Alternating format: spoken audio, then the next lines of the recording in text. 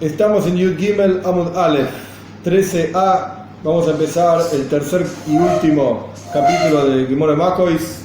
Se llama Elu Eina Loikin. Estos son los que reciben Malkus, latigazos. Pero antes de empezar este capítulo me parece importante hacer una introducción, a pesar de que varios de los asuntos de la introducción ya los hablamos, pero me parece que está bien acomodar cada cosa en su lugar, porque lo que se viene no es que sea complejo realmente, pero si uno no tiene ciertos conceptos claros en la cabeza, no hay forma de entenderlo. Vamos paso a paso. Yo tengo acá anotados algunas ideas para acomodar las cosas bien. Punto número 1, mitzvot. Las mitzvot se dividen en dos categorías. Hay muchas formas de dividirlas, pero acá dos categorías: mitzvot positivas, mitzvot prohibitivas. 248 mitzvot positivas, tenés que ir y hacer algo, y 365 mitzvot prohibitivas, no hagas tal cosa. Ahora, incluso dentro de estas dos categorías, tenemos dos categorías en cada una: activas y pasivas. Por ejemplo, mitzvot positiva, son ejemplos nada más. Una mitzvah positiva activa, anda a ponerte tefilin. Es una mitzvah, andá y colocate el tefilin. Es una mitzvah positiva activa. Mitzvah positiva pasiva llega el séptimo año en la tierra de Israel y con la cuenta de los años, no importa todo el detalle, se llama año de Shemitah. Automáticamente, pasivo, todas las deudas quedan anuladas. Hay formas de que la deuda no quede anulada, sin entrar en todos los detalles. Ahora no es una clase de Shviz, un poco ya discutimos esto en unas clases anteriores, pero es algo pasivo. Yo no hago nada, me quedo sentado en mi casa y automáticamente mis deudores ya no me deben nada, y yo no debo más nada tampoco. Bien, mitzvot prohibitivas también tienen el mismo asunto. Una mitzvah prohibitiva, concreta, activa: no robes. ¿No puedo robar? Activo quiere decir no hagas tal cosa, a esto me refiero. Es una peulá, es una actividad que no tenés que hacer. Perfecto. Una mitzvah pasiva, por ejemplo, que no haya hametz en Pesach. Si yo, por alguna razón, por ejemplo celíaco, yo no soy celíaco, pero no importa, nunca como hametz, nunca como ningún tipo de pan, ni ningún tipo de leudado, de ningún tipo nada, yo me siento en mi casa y no hago nada y automáticamente no tengo hametz en Pesach. No tengo nada leudado, no hice nada, fue totalmente pasivo. Es una mitzvah que, de vueltas, dadas las circunstancias, no hay que hacer nada, no tenés hametz en Pesach. La mitzvah no es limpiar tu casa para Pesach, eso sería una mitzvah positiva, andá y limpiar. No, la mitzvah es no poseas hametz en Pesach. ¿Estamos hasta acá? Positivo, prohibitivo. Avanzamos. Hay 4 tipos de castigos en la Toira. 4 tipos de castigos. Primer tipo de castigo, el más grave: misas beis din. El juzgado aplica una pena de muerte. Hay 4 tipos de pena de muerte, pero es otra cosa. Tipo general, misas beis din, que va a aparecer un montón de veces en la clase de hoy y en las clases siguientes un poco. Muerte, porque el beis din terrenal, aquí abajo, aplica una pena de muerte. Paréntesis, ya lo discutimos 1000 veces, por las dudas nada más. ¿Cuándo se llega a aplicar una pena de muerte? Tiene que haber testigos, que entre ellos no pueden ser parientes, que tienen que ser kosher, mayores, hombres, y tiene que haber habido asra. Asra significa advertencia. No mates, porque el castigo va a ser pena de muerte. La persona tiene que haber escuchado y en muy poco tiempo tiene que haber actuado igualmente, y ahí recibe una pena de muerte. E incluso, y ya lo estudiamos también, Rabbi Akiva dijo: si yo hubiese estado en el Beis Din, en el juzgado, nunca, jamás hubiésemos aplicado una pena de muerte. Lo estudiamos en la Mishnah, y la Mishnah decía que un juzgado que mataba a una persona, después de todo el juicio, por supuesto, cada 7 años, otra versión dice cada 70 años, eran jablanis, eran asesinos. Quiere decir que probablemente nunca se aplicó. Dadas todas las reglas y todos los detalles técnicos, probablemente nunca se aplicó. Bien, entonces cuando lean la Toira, dentro del paréntesis, nadie se asuste, que lo matan a este, lo matan al otro, estos judíos matan a todo el mundo. Momento, no era tan así. Bien, Eso es Misas Beis Din, muerte por el Beis Din. Segundo tipo de castigo, en gravedad también, Kores. Kores significa ser recortado, es una cuestión espiritual, ser recortado del pueblo judío. Tanto, cualquiera de los castigos, ahora vamos a ver los otros dos, cualquiera de los castigos en la Torá, para que la persona pueda llegar a ser castigado, tiene que haber hecho la transgresión a propósito. Si una persona transgrede sin querer, no recibe ninguno de estos castigos. Hay otro sistema, digamos, hay otro sistema. Para el caso de Misas Beis Din, muerte por el juzgado, si la persona lo hizo sin querer, pato, ya está exento, ya está, otra cosa. No hay castigo, vamos a discutir si recibe malcus o no, latigazos o no, que ahí va a entrar toda la discusión. Pero en principio, sin entrar en la Gemara, sin entrar en ninguno de estos detalles, no recibe castigo. Kores, cuando la persona decimos que es recortada espiritualmente del pueblo judío, si la persona lo hizo a propósito, recibe Kores. Si la persona lo hizo sin querer, tiene que traer un korban, una ofrenda. Korban hatas se llama. Una ofrenda al Beis Hamikdash, y la ofrenda fundamental, junto con tshuva, con arrepentimiento, con vidu y con confesión, entonces expía el pecado. La gente malinterpreta, paréntesis, que nosotros hacemos cualquier cosa y después traes un korban al Beis Hamikdash, una ofrenda y está todo bien. No es así, es una mala interpretación de la Torá, error, no es así. El korban solamente funcionaba cuando fue sin querer, pero como uno hizo algo que no tenía que hacer. Por ejemplo, hoy el Heile, vamos a ver, una persona que comió una grasa prohibida de un animal. Lo hizo sin querer porque pensó que en realidad era una grasa permitida, pero comió la prohibida. De vuelta, sin querer, trae un korban, trae una ofrenda, arrepentite y estamos. Próximo, Misa B'yedei Shamayim, muerte celestial. Muerte celestial significa que es un castigo que el juzgado aquí abajo no aplica. El castigo anterior tampoco lo aplica el juzgado aquí abajo. Ahora se ocupa Dios de recortar el alma, lo que sea. Muerte celestial significa, en la época del Beis Hamikdash, del templo, una persona que tenía Kares, el anterior, se moría a los 50 años, máximo. Una persona con Misa B'yedei Shamayim, muerte celestial, se moría a los 60 años, máximo. Una cuestión celestial. Y había casos, tenemos en la Torá el caso de Nadab y Abihu. Nadab y Abihu eran dos hijos de Aarón, murieron en el instante, hicieron algo que estuvo mal, y ahí en el momento Dios decretó, se acabó.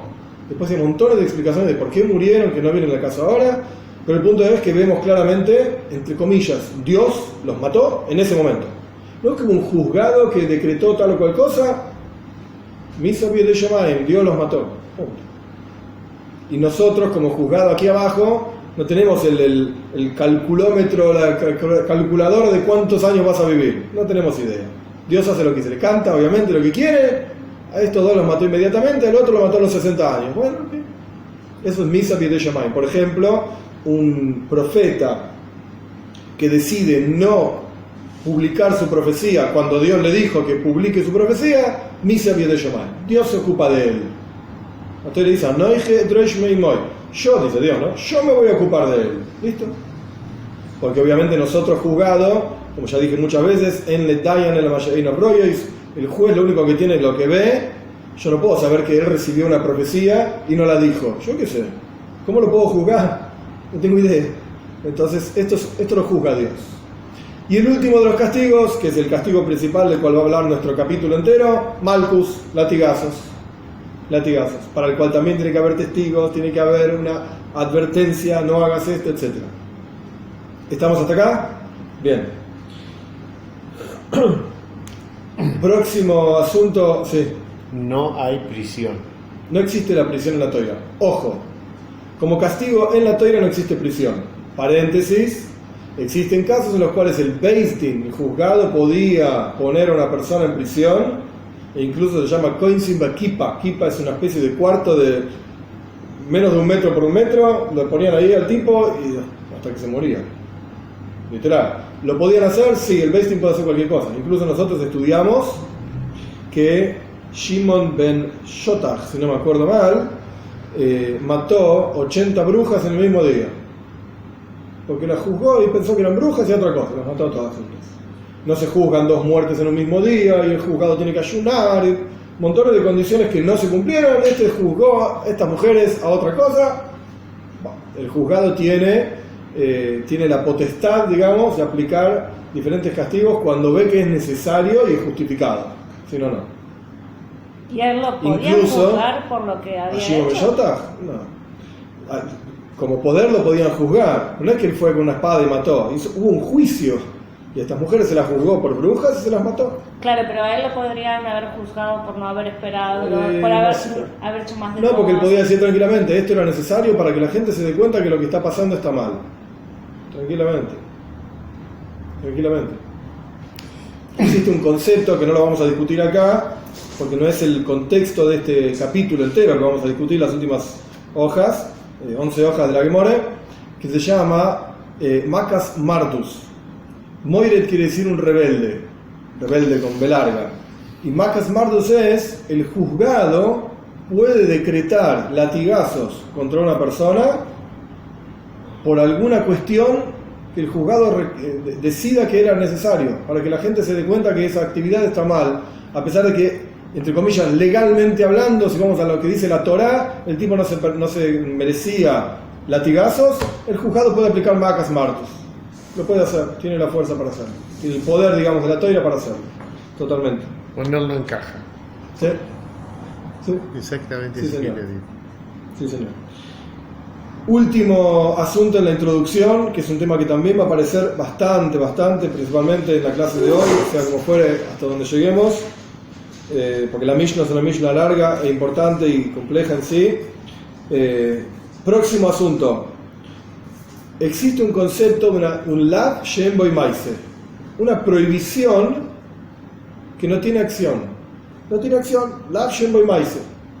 La Torá te prohíbe hacer algo, pero no es que lo que te prohíbe es una actividad concreta, no robar, no te pares, sino robes. Lav shem boy maise, una actividad que no tiene una acción, ahora no se me ocurre alguno, ya se me va a ocurrir alguno en la cabeza, pero significa una prohibición que no tiene acción, pero está prohibido igual. Por ejemplo, lo que pasa es que no es el mejor ejemplo y lo vamos a ver más adelante por qué, pero Mekalel, una maldición, una persona que maldice, está prohibido maldecir al de hoy, se cale el heiresh, no maldigas a un heiresh, a un tonto, nasibe amja lo isoir, a un líder tampoco puedes maldecir, ni al más elevado ni al más bajo, pero la acción, no hay acción, es una acción concreta, es una palabra que no es una acción. No es un buen ejemplo porque ese tiene Malkus igual, pero por otra razón. Lo vamos a estudiar más adelante, hoy no. Pero es el concepto del Lav Shem Boy Mais, una prohibición que no tiene acción. Otra categoría muy importante, Lav Shenita Asei.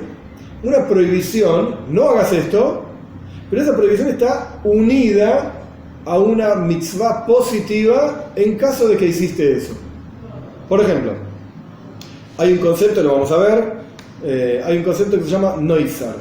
Noizar quiere decir, de vuelta, está en la Mishnah, así que lo vamos a ver, pero básicamente Noizar quiere decir, hay un cierto tiempo estipulado que se puede comer un korban, una ofrenda. Cada tipo de ofrenda tiene diferentes tiempos, un día y una noche, 2 días y una noche, la misma noche, etc.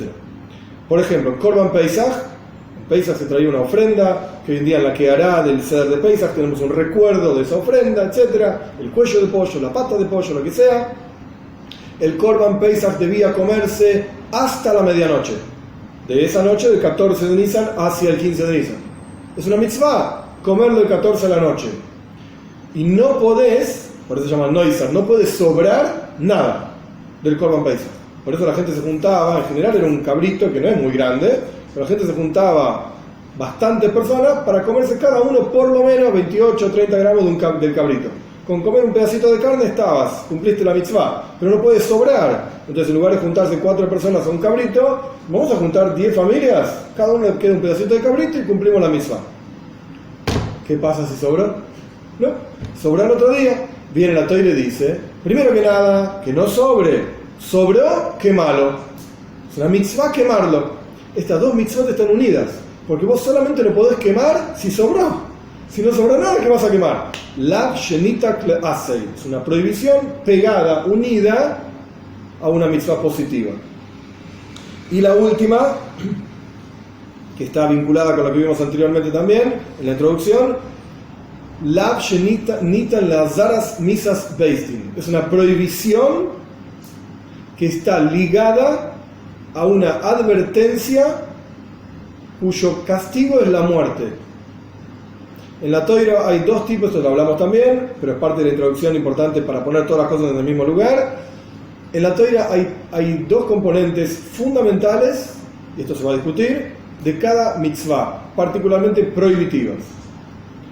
Componente número 1, lav, la prohibición, no hagas esto. Componente número 2, azara, que no hay que confundirlo con asra, uno es con taf, que en Ashkenaz decimos saf, y otro es con zain. Azara significa, si haces esto, te va a pasar esto. Son dos psukim en general, diferentes, a veces se aprende de acá, de allá, es un lío terrible, parte de esto lo vamos a estudiar. Pero son dos componentes independientes.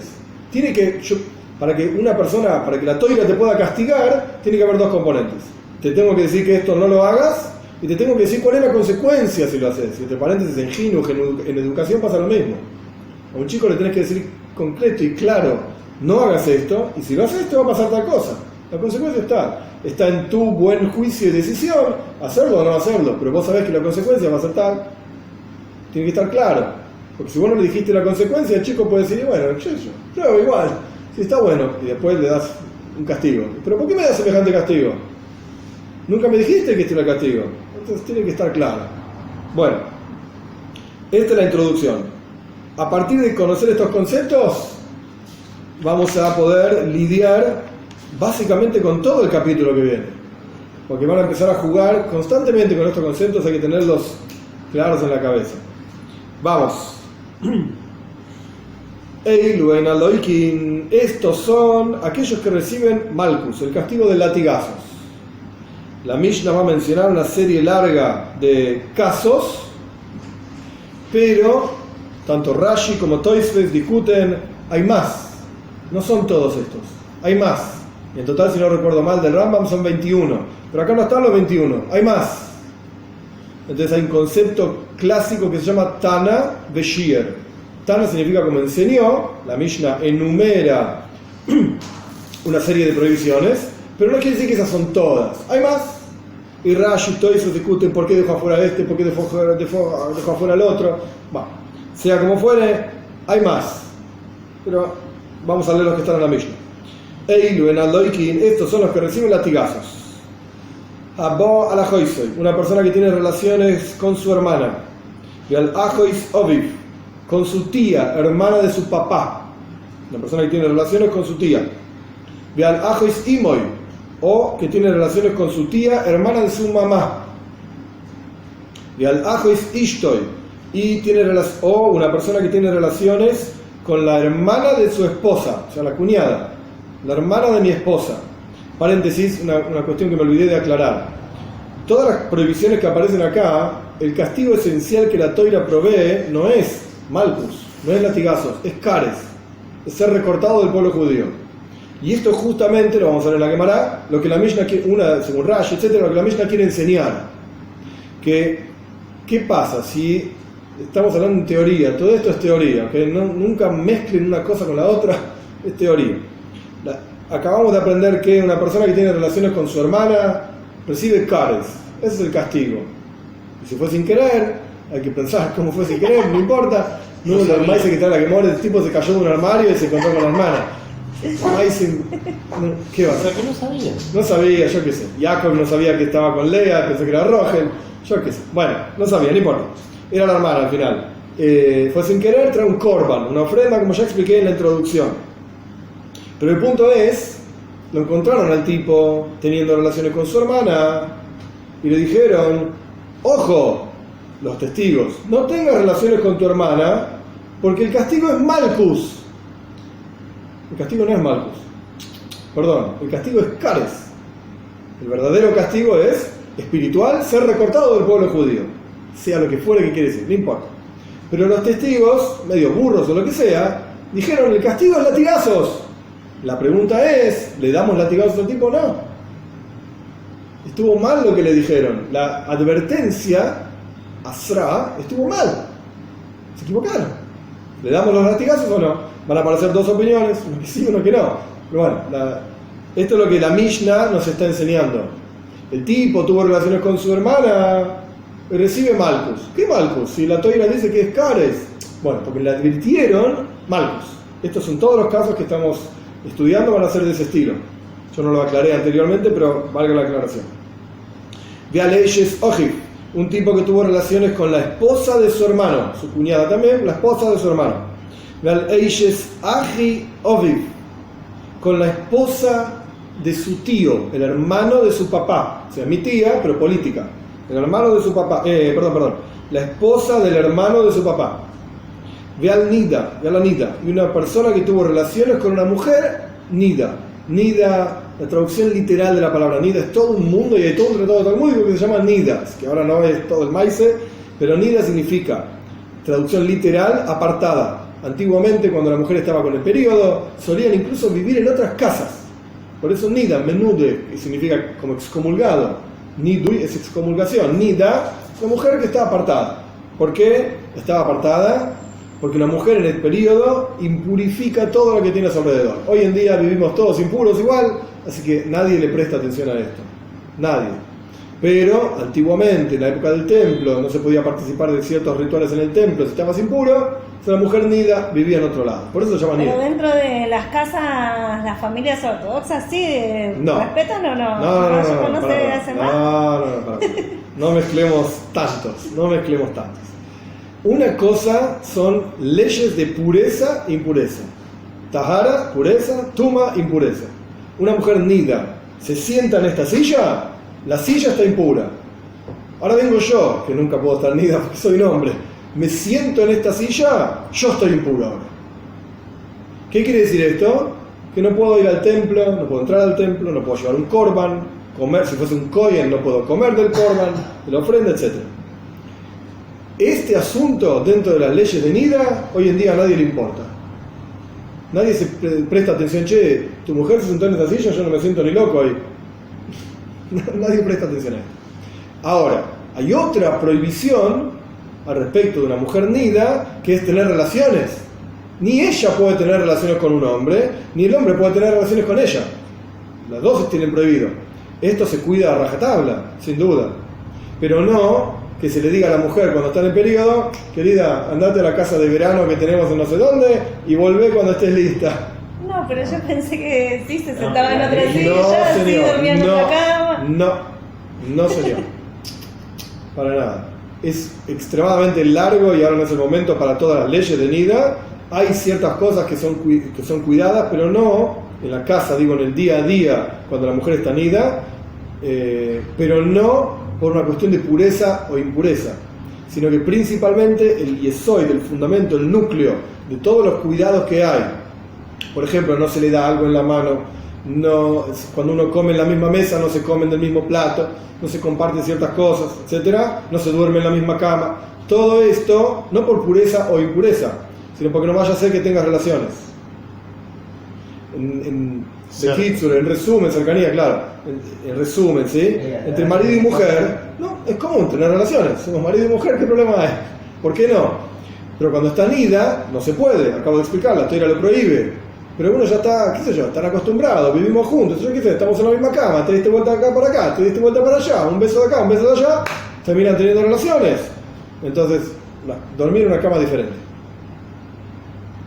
¿Se entiende? Sí.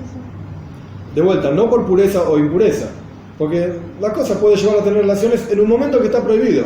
Y el Rebbe decía, que Baldi que está impresionante, el Rebbe decía, cuando uno está cerca, cuando tiene que estar lejos, termina estando lejos cuando tiene que estar cerca. Sí, lo dice muchas cartas. ¿Estáis? ¿Se entiende? Sí. Cuando vos tenés, no importa, cuando la persona tiene relaciones estando Nida y no se puede, es un momento que tenés que estar, entre comillas, lejos, en ese sentido apartado. La persona está cerca, termina estando lejos cuando están cerca incluso. La Torá tiene toda una... Es muy interesante, no es el momento, no es el lugar, pero es muy interesante todo un sistema, digamos, incluso racional, para sostener un matrimonio, para sostener la pasión, para sostener las ganas. Porque es ya tú, así es sabido, la cosa que es normal y de todos los días termina aburriendo. Todo el mundo se aburre. Andar a comer torta de chocolate todos los días, todo el día, y un día te vas a asquear. Ay, pero es muy rico, sí, pero todo el día no, basta. Bueno, cerramos paréntesis. Una persona que tiene relaciones con una Nida, el castigo real en la Torá es Kares, ser recortado del pueblo judío. Pero si le advirtieron, vas a tener Malkus, recibe latigazos. Almana le Kohen Gadol. Una viuda no se puede casar con un Kohen Gadol, con un sumo sacerdote. Hoy en día no tenemos sumos sacerdotes, así que una viuda no se puede casar con un sumo sacerdote. BM tampoco con un sacerdote común. Lo vamos a ver. Gerusha, Bejalutza, le Kohen, con un sacerdote común sí, perdón, dije mal. Con un sacerdote común sí. Con un sumo sacerdote no. Gerusha, Bejalutza, le Kohen Hediot. Una mujer divorciada o una mujer que se hizo el proceso para deshacer el casamiento levirato, que se casaba, ya estudiamos esto, se casaba con la esposa de su hermano, fallecido, etcétera, que no tuvieron hijos, reciben latigazos también.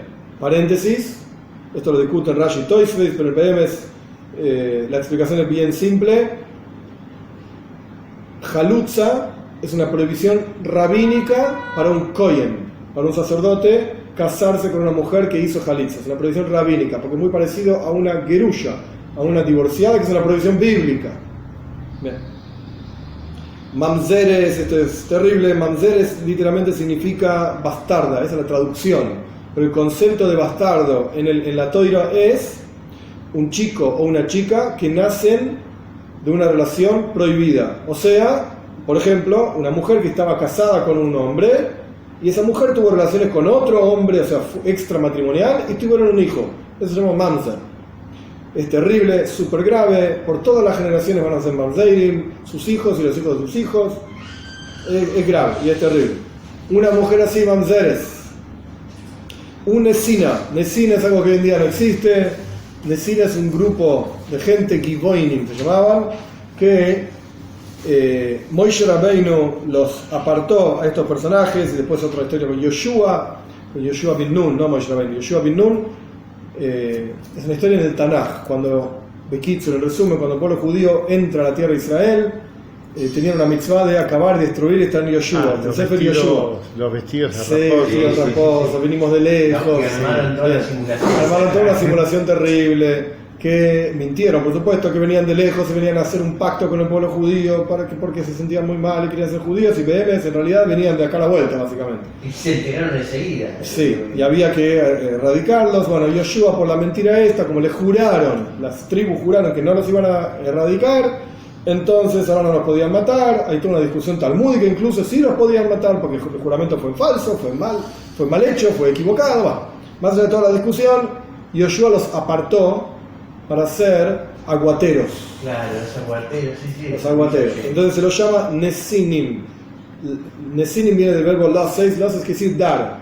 Que Yoshua los puso, Nasan los colocó como aguateros. Chao, váyanse. Y está prohibido casarse con ellos. Hoy en día no existe todo eso. Entonces, Mamzeres unesina le Israel. Si una mujer bastarda o una mujer que proviene de este pueblo que ya no existe más, ¿sí? Tiene relaciones con un judío común, entonces recibe latigazos. Bas Israel, o una judía, una mujer judía común, Lenosin, se casó con un hombre que proviene de este pueblo, Ulemamzer, o con un bastardo, de un lado o del otro lado, recibe latigazos. Almana Ugerusha, ¿qué pasa si una mujer es viuda y divorciada? La tipa se casó con un hombre, ese hombre se murió. Se casó en segundas nupcias, se divorció del segundo. La tipa en sí, en ella, por así decir, entre comillas, carga dos nombres, dos cuestiones. Ella es viuda y además es divorciada.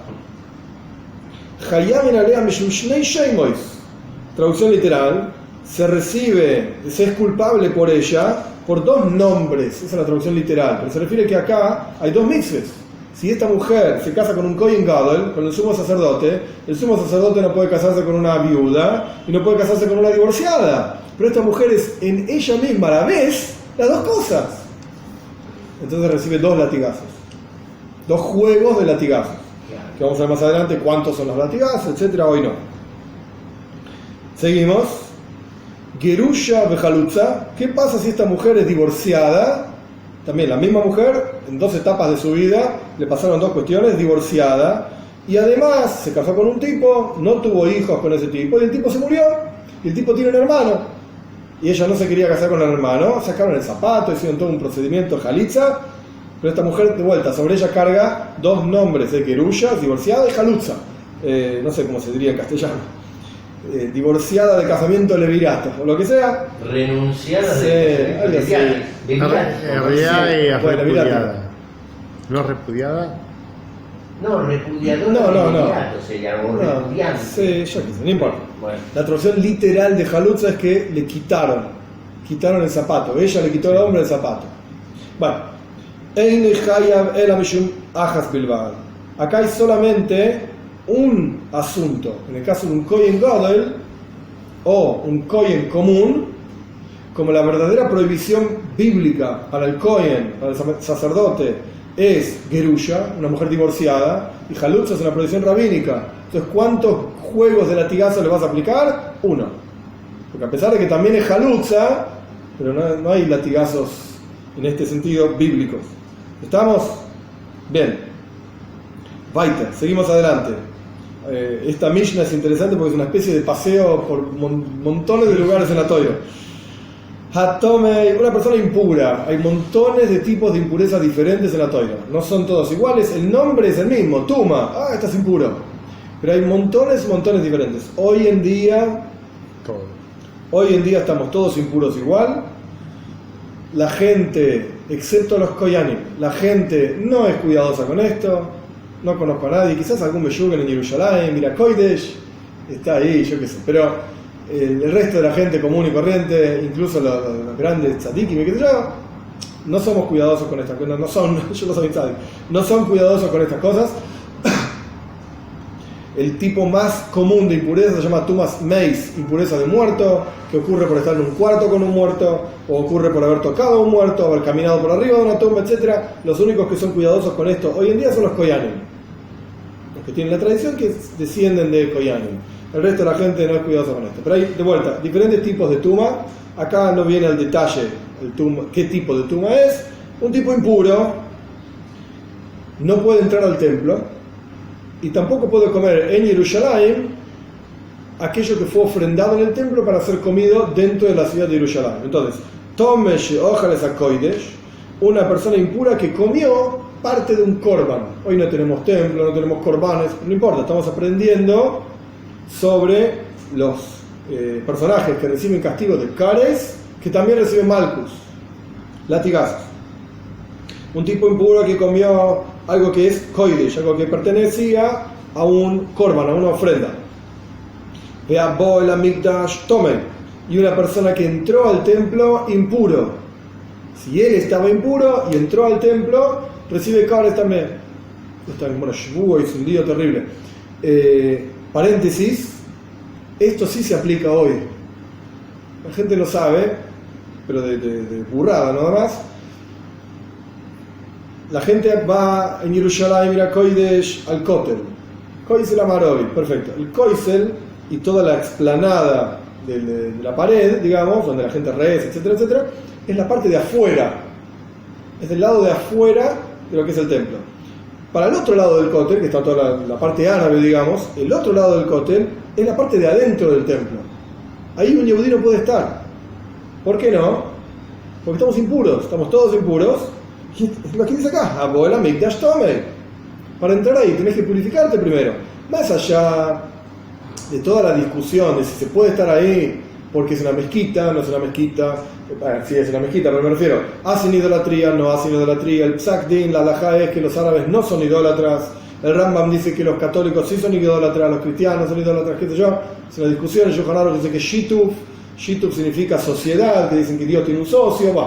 Más allá de toda esa discusión, entonces no vamos a mezquitas, no vamos a iglesias tampoco, no entramos, etc. Si estuviese vacío, todo plano, destruido, lo que sea, vacío, tampoco se puede entrar ahí. Tampoco se puede estar ahí. Por esto que está escrito acá, que no es que está escrito acá, está en la Toira, pero acá lo enumera. Aboel Amikdash Tomei, una persona que entra al templo impuro. Próximo caso. Ve'oichel Heilev, Ve'dam Ve'noisar, Upigul, Ve'tomei. Son varias categorías, 1, 2, 3, 4, 5, 6 categorías. Cada una de ellas es un mundo en sí. Vamos paso a paso. Heilev. Heilev significa grasa. Esa es la traducción de la palabra Heilev.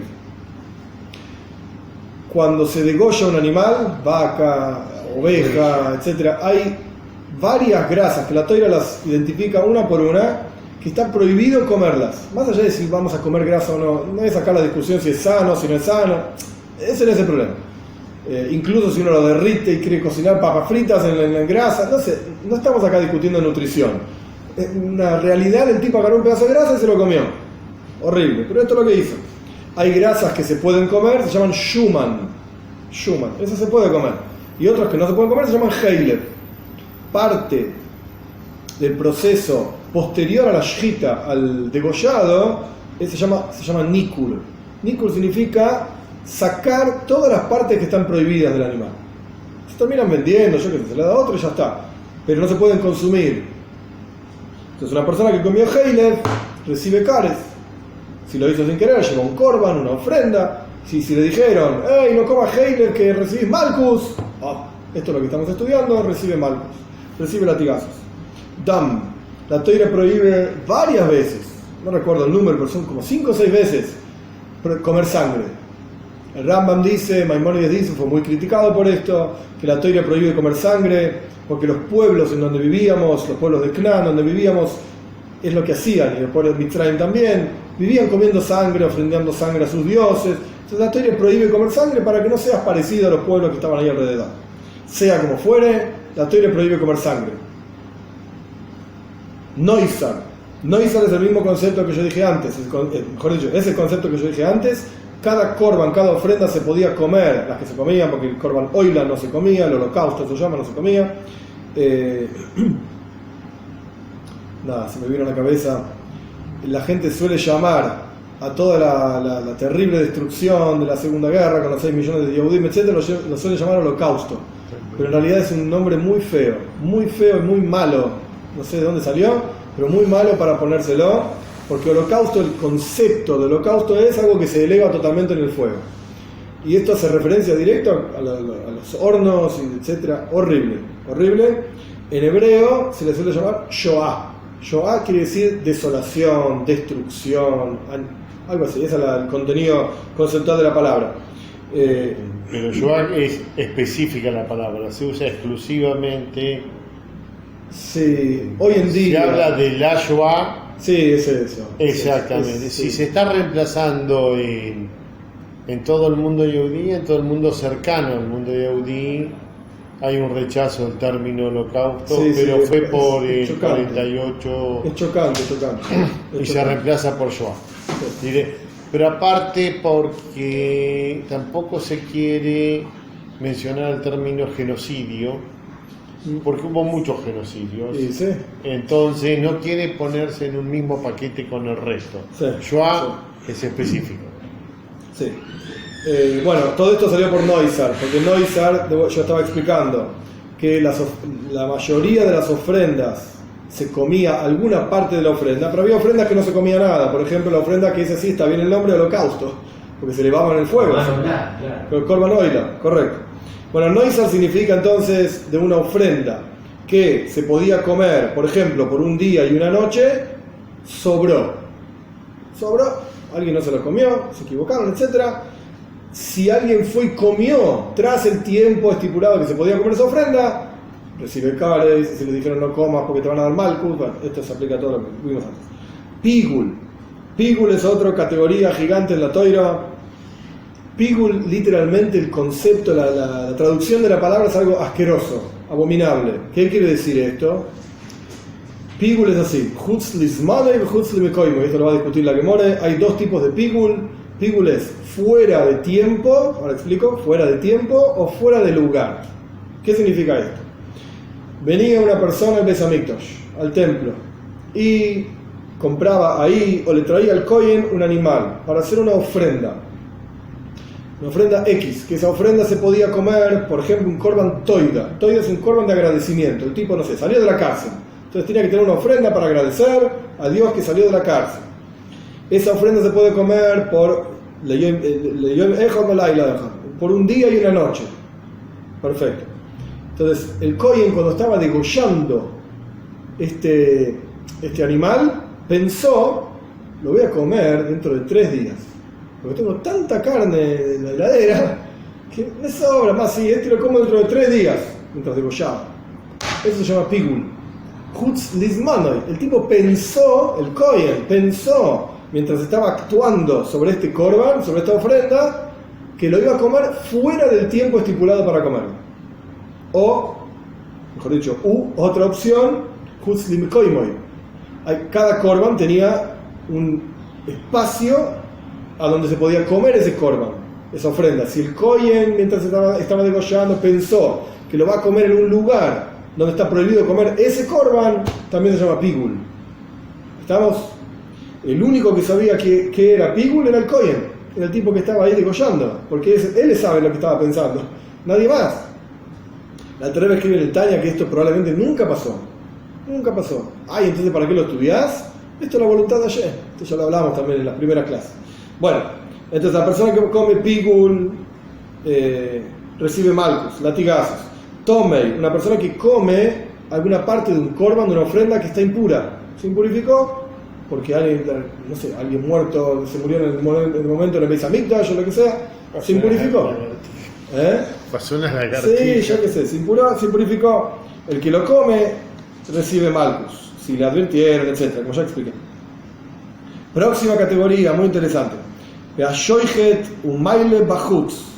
Una persona que degolla y eleva, esa es la traducción, afuera. Una vez, vamos a empezar por el comienzo. Existe una cosa en la Torá que se llama Bama. Bama significa una especie de lugar elevado que era un altar personal. Hubo Bamot, hubo altares comunales, hubo altares personales. Por ejemplo, el Mishkan, el tabernáculo, mientras estuvo en Shiloh, etc., una Bama Gdoila, era un gran altar donde se hacían ciertos korbanos, ciertas ofrendas. Después, cuando se destruyó Shiloh y se fueron a otros lados, hubo otras Bamot. A veces la gente tenía en su propia casa, en el patio de casa, un altarcito donde hacían sus ofrendas. Hay ofrendas que se podían hacer ahí, otras que no. Las comunales tenían que ser una Bama Gdoila, una Bama comunal, digamos, un lugar elevado, un altar comunal, etcétera, etcétera. Una vez que se construyó el Beis Hamikdash, el templo, con Shlomo Amelech, etcétera, el rey Salomón, automáticamente quedaron prohibidas por toda la eternidad todas las Bamot, todas las altares personales, grande, chico, no importa. Incluso cuando el Beis Hamikdash está destruido, está prohibido hacerse en casa, o incluso si nos juntamos, 10.000 judíos, no importa, una Bama y hacer una ofrenda, está prohibido. Paréntesis. Si nosotros supiésemos con exactitud dónde estaba el Mizbeach, el altar, en el Beis Hamikdash, o sea, del otro lado del Kotel, si supiésemos con exactitud dónde estaba y estuviésemos puros, etc., podríamos hacer un korban, una ofrenda, a pesar de que el Beis Hamikdash no está construido. Eso lo podríamos hacer. Pero no lo sabemos, estamos impuros, diferentes cuestiones. Cuando se reconstruya rápidamente el tercer Beis Hamikdash, vamos a hacer korbanos, vamos a hacer ofrendas, por más raro que parezca para nuestro mundo occidental. Pero esto es lo que se hace. Esto es lo que la Torá quiere. Bueno, sea como fuere, volvamos a lo que yo estaba explicando. A partir de que se construyó el Beis Hamikdash con Shlomo Amelech, queda automáticamente prohibido por toda la eternidad hacer una ofrenda fuera del templo. Degollar una ofrenda fuera del templo y elevarla, o sea, quemarla en un altar fuera del templo. Está prohibido. ¿Cuál es el castigo? Cares. Y si le dijeron al tipo, hey, no hagas esto porque vas a recibir malcus, latigazos, puedes recibir latigazos. En la historia, en el Tanaj hay un caso, Eliyahu Anovi, el profeta de Eliyahu, Behar Carmel, en el monte Carmel, hizo una ofrenda fuera del Beis Hamikdash. Este es un maíz largo, de profecía, etcétera, etcétera. Sea como fuere, en ese caso estuvo bien, está prohibido. Había templos en Alejandría, en Egipto, que fueron expulsados de... ¿Que hicieron Bamot? ¿Que hicieron ofrendas? Sí, había sido expulsado de como Kohen Gadol, se fue a Egipto y armó arriba en el Nilo todo un templo que se encuentran materiales No sabía. Gente que fue expulsada, o sea, sobre ellos había un germen, pero sí pretendían hacer otro templo. Próximo, Beahoigel Hometz de Pesach, una persona que come algo leudado en Pesach. Hometz en sí, hay todo un tratado talmúdico que se llama Psachim, define qué es Hometz, qué no es Hometz. El Kitsur, súper en resumen, significa alguno de los 5 granos con los que se puede hacer algún tipo de pan, que se llama alágicamente pan: trigo, cebada, avena, centeno, espelta, bueno, están los 5. Leudado, eso se llama Hometz. ¿Qué significa leudado técnicamente hablando? Que se mezcló con el agua y pasaron 18 minutos sin haber tenido ningún tipo de actividad de amasado. Eso se llama Hometz. Leude, no leude, no importa. Esa es la definición legal, alágica de Hometz. Una persona que come esto en Pesach recibe Kores, recortado, y Malkus, y la advirtieron, etc. ¿Y se puede comer matzá fuera de Pesach? Sí, claro que sí, se puede comer toda la masa que quieres. 30 días antes de Pesach no podés comer más matzah. Pero hay gente que vive todo el año comiendo matzah. Porque es como una galleta sin sal. ¿Es una galleta? Sí, seguro, ¿qué tanto lío? En una de las preguntas dice: ¿por qué todas las noches comemos Hametz umatzah? Hametz umatzah, las dos. Comemos los dos, ¿por qué solo matzah hoy? Sí.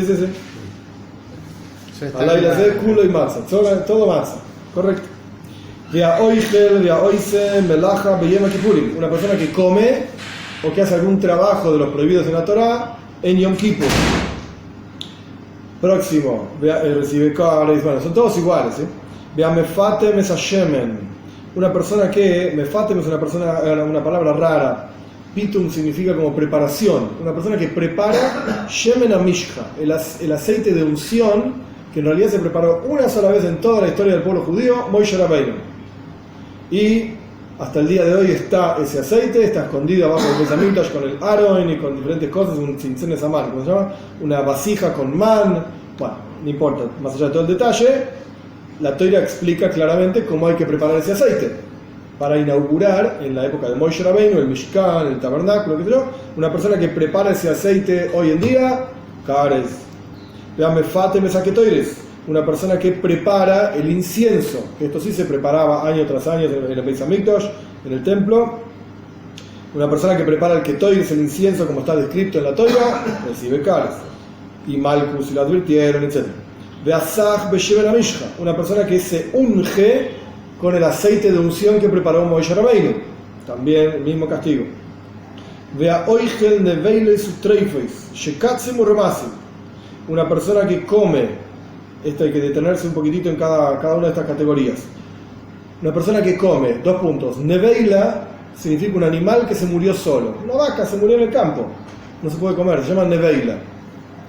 Treifa significa un animal que fue golpeado, por ejemplo, por un animal o tuvo un accidente y en el periodo máximo de un año se va a morir, o que tiene una enfermedad que con seguridad se va a morir, se llama treif.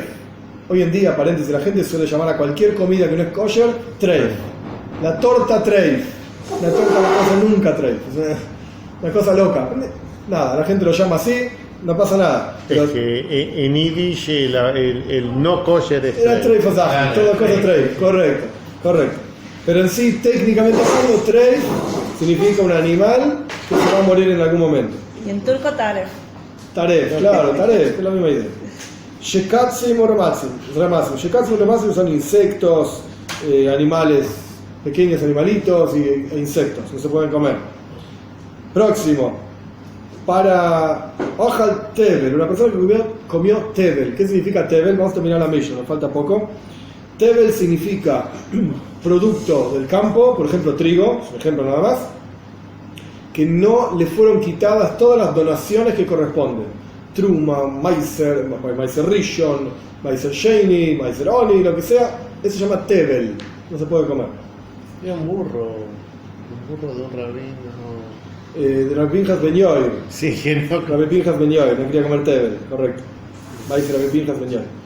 Maiser Rishon significa el primer diezmo. cuando uno tenía el producto del campo, Bekitsu, súper resumen, tenía que separar. Primero que nada, Truma, que eso iba al Kohen, un 5%.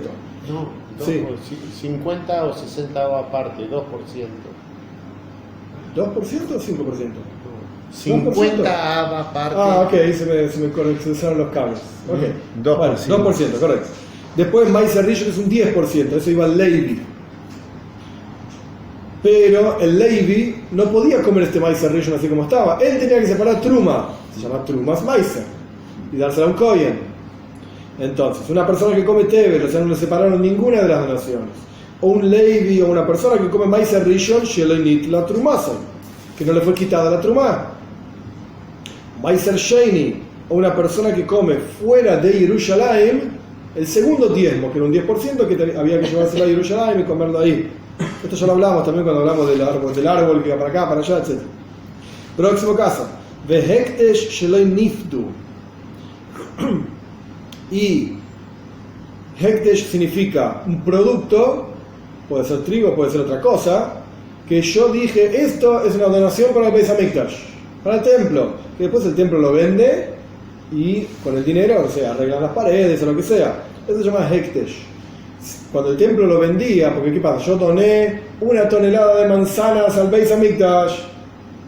¿Y qué van a hacer con las manzanas? No sirven para nada. Te podés comer 10 manzanas, 1 tonelada de manzanas. ¿Qué hacían los encargados del templo? Obviamente la vendían en el mercado, hacían plata y arreglaban las paredes, etcétera, etcétera. Esto se llama pedía, tenés que redimir el Hekdesh, redimirlo. Pero ¿qué pasa si alguien comía alguna de esas manzanas sin redimirla? Cares y Malkus, etcétera. Próximo asunto. ¿Cuánto tenés que comer de Tevel? ¿Cuánto tenés que comer de Tevel, que es este producto que no le quitaron las donaciones? Y recibís Kares, que en realidad es Misa Bidei Shamayim, si no me equivoco. Misa Bidei Shamayim. Rabbi Shimon Oimer Kolshev. Rabbi Shimon dice en cualquier cantidad. Mínimo Kolshev quiere decir cualquier cantidad. Bejajamim Omrim Kezais. Nuestros sabios dicen, tenés que comer como un zais. Zais es una aceituna. Las aceitunas antes eran un coso grande así, hoy en día se mide aproximadamente 28 gramos, porque en realidad que zais es una medida de volumen y gramo es una medida de peso. No es lo mismo un gramo de, ¿cómo es? Es lo mismo cuánto pesan igual 1 kilo de plumas y 1 kilo de plomo. Sí, pesan igual. 1 kilo de plomo es una cosa así. 1 kilo de plomo es un cosito así. Entonces, que Zais, no, al revés. Plumas es un coso grande, claro, y plomo chiquito. No, yo dije, bueno, no importa, se entendió. Zais es una medida de volumen, pero como para nosotros en el día a día no es tan fácil decir volumen y peso específico, lo normal es, para los que comemos, ¿qué podés comer? Galletitas y pan y un pedazo de pollo, más o menos la misma idea, 28 gramos. Esto es lo que se dice para hacer sencilla la vida de todos los días. Esto es lo que dicen nuestros sabios, tenés que comer un quesais de Tevel para recibir los latigazos. O Marlahen Rabbi Shimon le dice, esto ojo, lo vamos a discutir, ahora la Mishnah la leemos, tranquilo, pero lo vamos a discutir largo. O Marlahen Rabbi Shimon le dijo a los Jajomim, los sabios, Iatem Moidim Li, ¿acaso ustedes no están de acuerdo conmigo? Be Oichel Nemala Kolshehu, quien come una hormiga de cualquier tamaño, minúscula hormiga, Shehu Hayab, que está mal y recibe latigazos por comer una hormiga, es Shekatzim y Remasim, lo que vimos antes, animalitos ahí, reptiles y qué sé yo. Comes una hormiga, recibís latigazos, o cares, qué sé yo. ¿Ustedes no están de acuerdo? Y no tiene un quesais, imagínate una hormiga así de grande, no tiene un quesais. Omruloy, le dijeron a nuestros sabios, mi preyeike briasa. Una hormiga, cuando vos te comes una hormiga entera, no se come la hormiga porque está prohibido. Dicen que los chinos comen insectos, yo qué sé, no importa. Condimentan el cordero con hormiga. Hoy ven. Pero bueno, en México sí hay todo. ¿México sí. Gusano de... No. Moscas. Se comen hormigas, hay un tipo especial de hormiga y se fríen. Suficiente. A Jajami nuestros sabios le respondieron a Rabbi Shimon, cuando vos comes la hormiga está entera. Y si vos comes la hormiga entera, aunque tenga menos de un kezais, al ser el producto entero, tal y cual vino entre comillas de arriba, Dios la creó así entera, aunque sea pequeña, igual sos jaya, estás culpable. Omar Lahen, respondió Rabbi Shimon, que hoy no nos vamos a detener en toda la respuesta de Rabbi Shimon, ¿sí? Omar Lahen, Gita ajas kibriasa. Af Gita ajas kibriasa. Momento, dijo Rabbi Shimon. Un grano de trigo también es algo entero, un objeto entero, y si te lo comes tiene menos de un kezais, y sos jaya. Con esto Rabbi Shimon quiere probar que cuando vos comes de tevel, que tevel es producto del campo, por ejemplo, un grano de trigo, cualquier cantidad que comas, ya sos jaya, porque es tevel y es un grano solo, es jaya. Y Jajamín dice, no, tiene que haber un kezais. ¿Por qué tienes que comerte un montón de granos de trigo? Rabbi Shimon dice que no. Bueno, de vuelta, esto lo vamos a discutir amplio, largo en la Gemore, pero esta es la Mishnah.